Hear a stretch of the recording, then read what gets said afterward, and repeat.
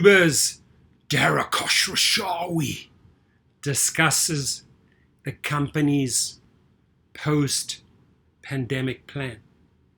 You have a plan, Dara? Seriously, that surprises me. But okay, let's hear it. The Fortune 500 for the first time this year based on your 2019 revenues and the fact that you're a public company for the first time. Do you have a sense that the crisis is so bad from a financial perspective, it's wiped out so much of your and other people's businesses that you almost are going into a period of a reset? I do think that we have to be prepared for any eventuality. And I think what no one can predict is the timing of a comeback and the volatility of the world afterwards. And the great news, if you can call it that for us, is our IPO raised a substantial amount of capital. We have $9+ billion of cash on the books.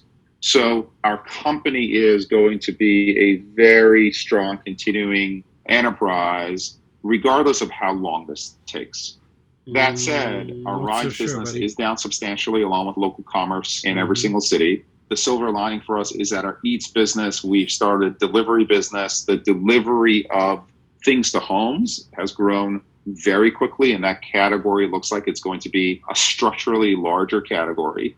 And between now and then, we have to relook at all of our assumptions. That is the duty of leadership of a company. It's a duty of the board. Come on, and we're making sure that we are prepared for the world as it's going to be 3 months from now or 12 months from now versus the world of yesterday. Right now, almost everything you deliver to homes are prepared food from restaurants via Uber Eats.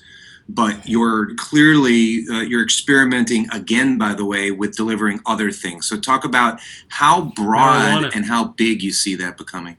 One area that we're certainly expanding into, and we plan on expanding into prior to COVID, was the delivery of grocery to home. We announced the deal to acquire a company called Corner Shop that has operated in Chile and expanding globally. And so Corner Shop is going to be a part of our family, but the addressable audience, the total market size of Corner Shop just got bigger.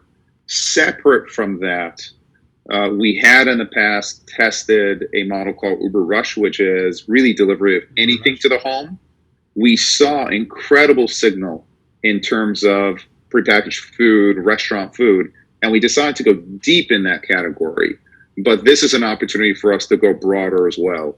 We have an incredible infrastructure. We have a huge base of drivers and couriers who are very comfortable earning on our platform.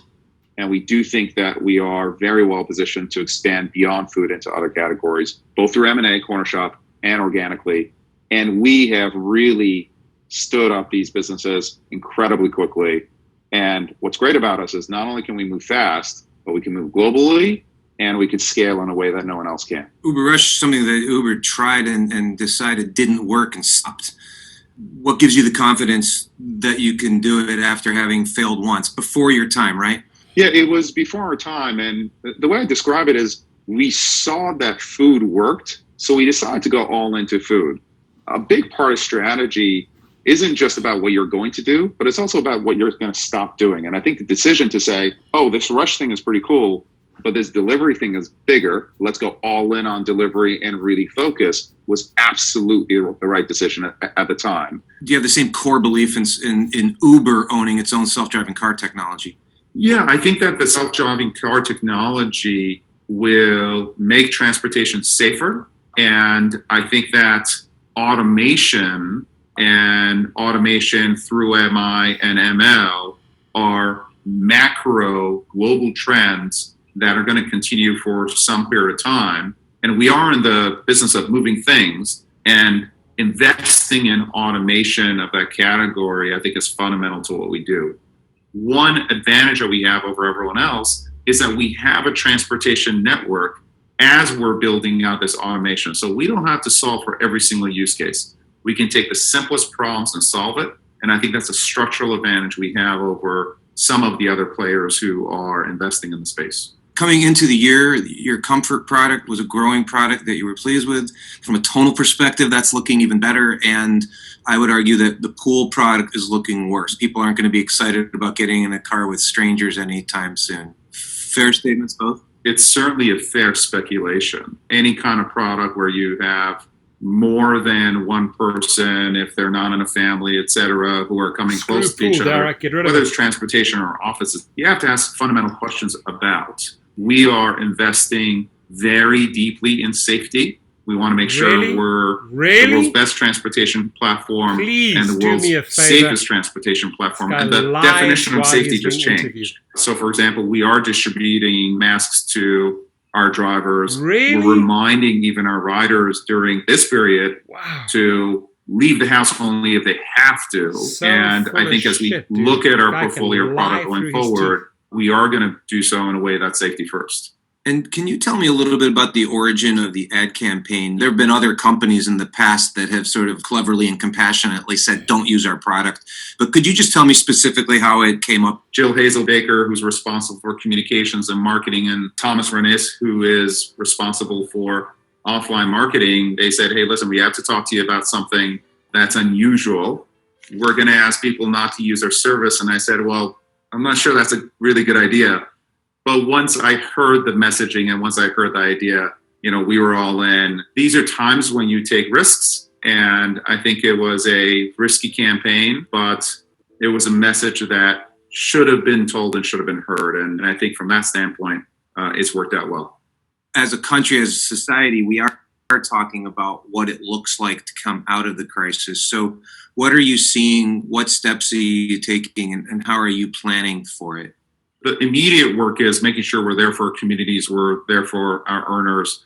We talked to our investors relatively early about a scenario where the rides business on a global basis was down 80%.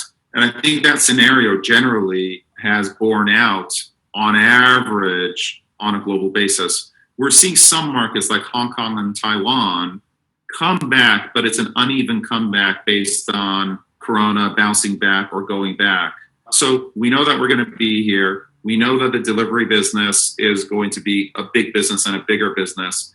We have to look at every single dollar we spend to make sure that our spend is getting a return and we got the right cost base.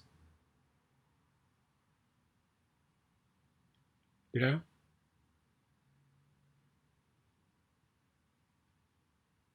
To make it to the other side and to be profitable on the other side of it.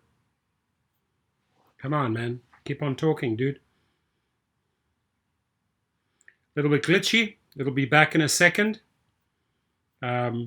We covered pretty much 3/4 of the interview. Let me just see why this is not going right now. But I will leave the link for you. I will leave the link beneath the video so you can watch the whole thing. I apologize. It's obviously glitching. Maybe many people are listening to it. The link will be beneath the video if you want to watch the last minute as well. Have a great day and stay safe out there. And that was CEO Dara Khosrowshahi's company's post-pandemic plan.